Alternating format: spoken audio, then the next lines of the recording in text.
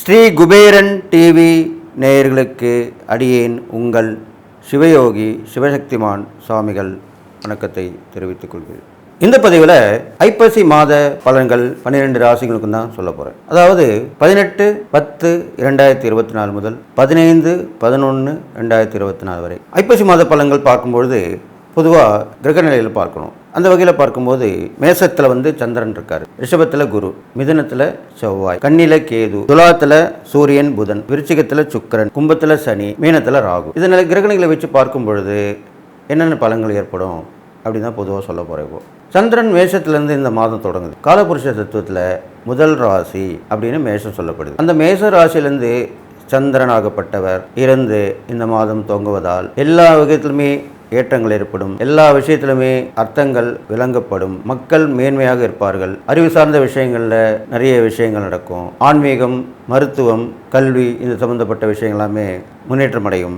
அதுக்கப்புறம் குருவோடைய பயிற்சியில் பார்க்கும்போது குரு ரிஷபத்திலிருந்து நிறைய பணப்புழக்கங்கள் கொஞ்சம் தங்குதடின்று வர மாதிரி இருக்குது. மணி ஃப்ளோயிங் நடக்கும், பண பரிவர்த்தனை, கொடுக்கல் வாங்கல் எல்லாமே கொஞ்சம் நிறையவே நடக்கும். இது இல்லாமல் அந்த கல்விகளில் புதிய மாற்றங்கள் ஏற்படும். அரசாங்கத்தார் மூலிமா கல்வியில் புதிய மாற்றங்கள் ஏற்படும். அதுக்கப்புறம் பார்த்தீங்கன்னாக்கா சமூக சேவையை அதிகரித்து காணப்படும். புதனும் சூரியனும் சேர்ந்து புதன் ஆதித்ய யோகத்தை ஏற்படுத்தி கொடுத்துருக்காங்க ஐப்பசி மாதத்தில். ஐப்பசி மாதத்தில் சூரியன் நீசமாவார், துலாராசியில் நீசமாவார். இருந்தாலும் கூட புதன் இருக்கிறனால நீசப்பட்டாலும் அந்த யோகத்தை கொடுக்கக்கூடிய அந்த பலனை கொடுக்கறதுனால சூரியனும் புதனும் சேர்ந்து புதன் ஆதித்ய யோகத்தை கொடுப்பதால் அரசாங்கத்தார் மூலமாக கல்வி சம்பந்தப்பட்டவர்களையும் நிறைய மாற்றங்கள் ஏற்படும். பெரிய பெரிய அதிகாரிகள், அதுக்கு பொறுப்பாக உள்ளவங்க, கல்வியாளர்கள் மாற்றப்படுவார்கள். கல்வி சம்பந்தப்பட்ட விஷயத்தில் ஆராய்ச்சி பண்ணுவாங்க.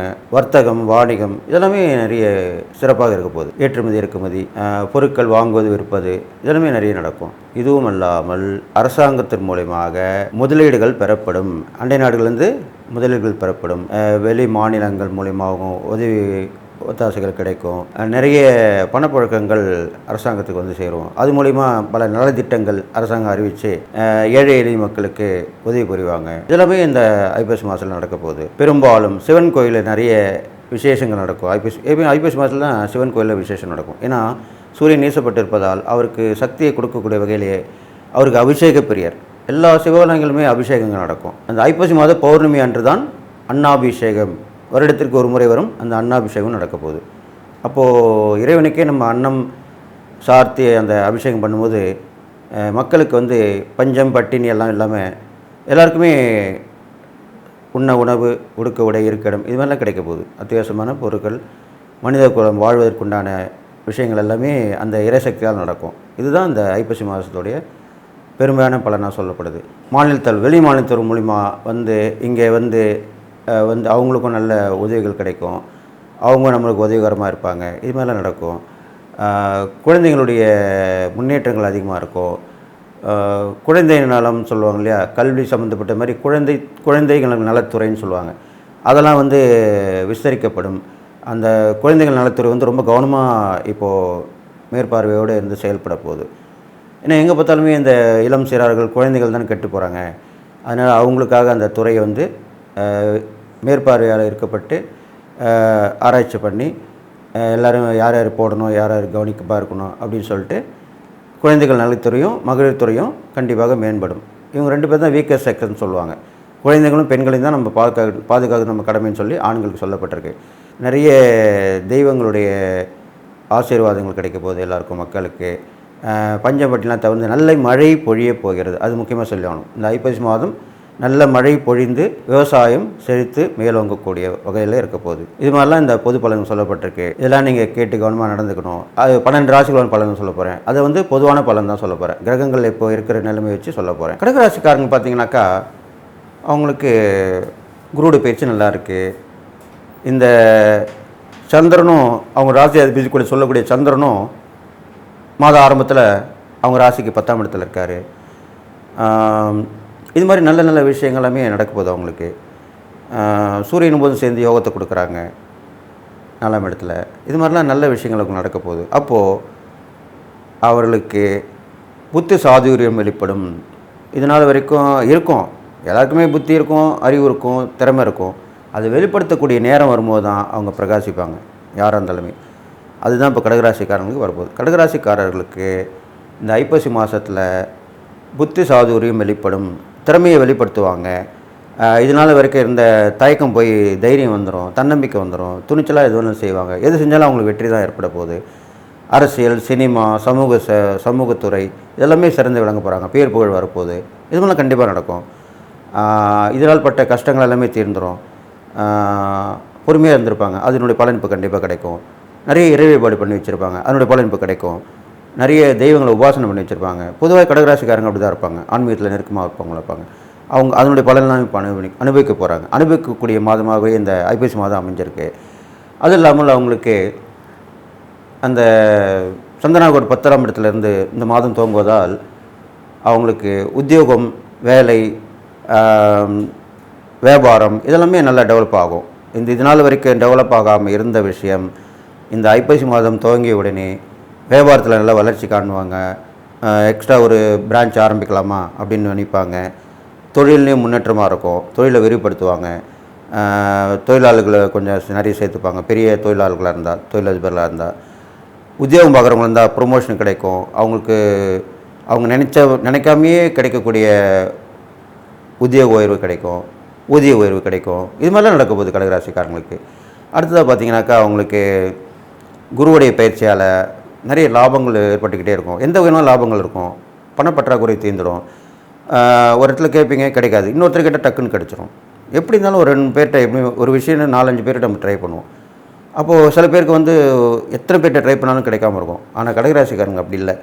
இந்த போல் காலகட்டத்தில் கிரகங்களுடைய சூழ்நிலையில் உடனே கண்டிப்பாக கிடைக்கும். உதவி கண்டிப்பாக கிடைச்சிடும். அது பண உதவியாலும் சரி, பொருள் உதவியாலும் சரி, ஏதாவது ஒரு உதவி கண்டிப்பாக கிடைச்சிடும்.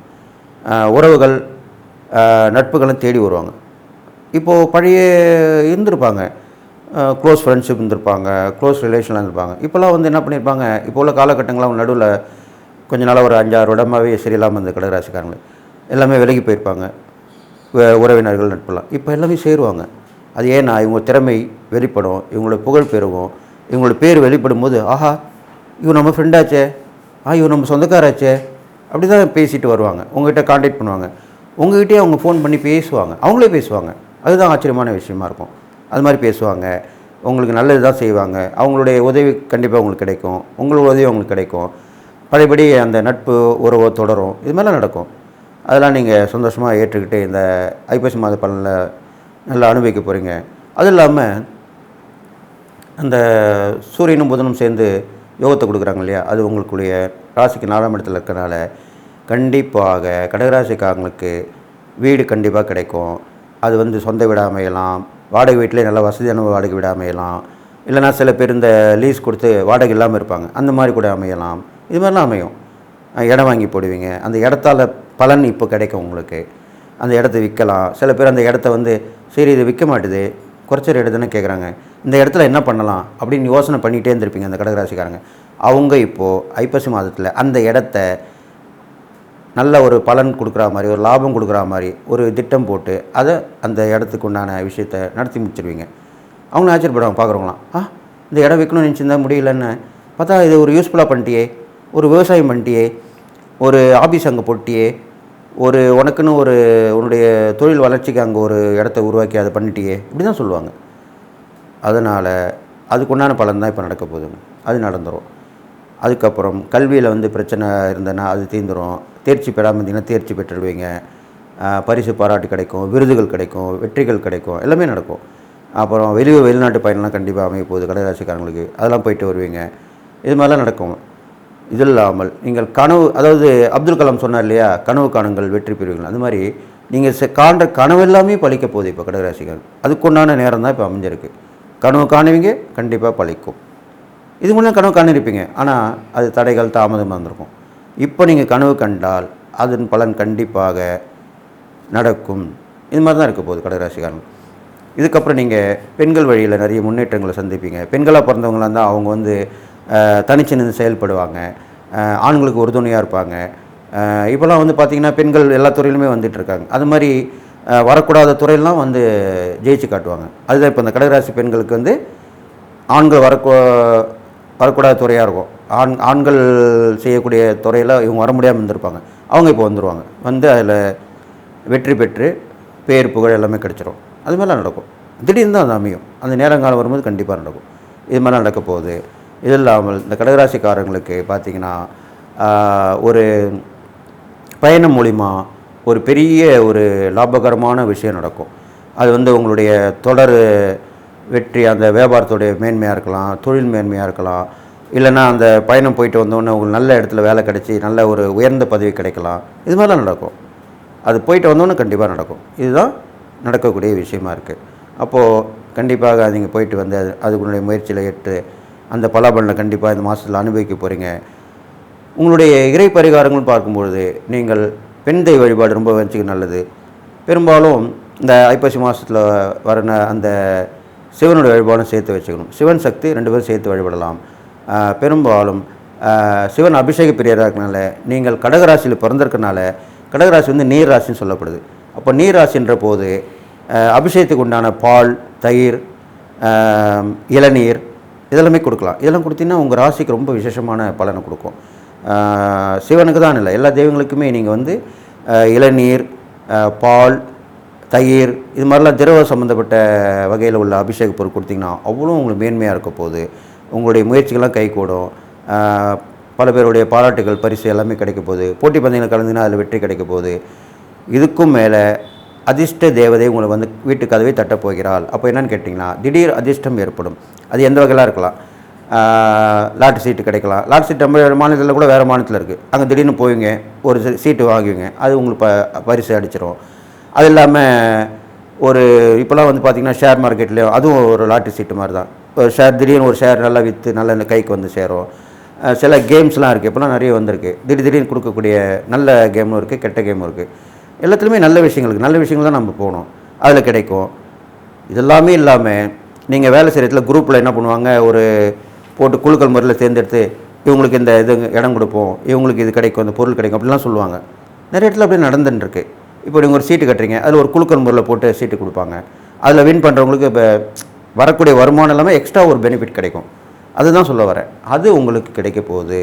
அதனால் ரொம்ப சந்தோஷமான மனநிலையில் இருக்க போகிறீங்கன்னு சொல்லிட்டு நீங்கள் செய்யக்கூடிய இறை பரிகாரங்கள், இந்த பெண் தெய்வங்கள் வழிபாடு, உக்கிர தெய்வங்கள் வழிபாடு பண்ணலாம்.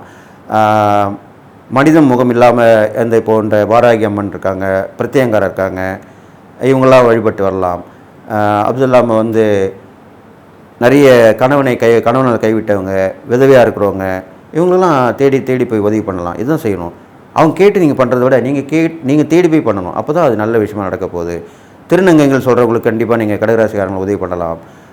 அவங்களுக்கு வேலை உதவி உணவு மட்டும் கொடுக்கறதுலாம் கிடையாது. காசோ பொருளோ கொடுக்கறதுக்கு மட்டும் இல்லை.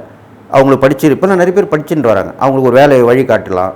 அவங்க எவ்வளோ நாளைக்கு இது மாதிரி இருப்பாங்க, ஒரு உத்தியோகத்தில் ஏற்படுத்தி வழிகாட்டலாம், ஒரு தங்கறதுக்கு ஒரு ஏற்பாடு பண்ணி கொடுக்கலாம். இது மாதிரிலாம் பண்ணலாம். இது மாதிரிலாம் பண்ண அந்த தான தர்மம் பண்ணனுடைய பலன் பன்மடங்கு உயர்ந்து நிறைய புண்ணியங்கள் கிடைக்க போகுது உங்களுக்கு. அதனால் கடகராசிக்காரங்க இந்த ஐப்பசி மாத பலன் ரொம்ப நல்லா அமோகமாக இருக்க போகுது. இருந்தாலும் ஒரு சில விஷயங்களில் நீங்கள் கொஞ்சம் கவனமாக இருக்கணும்.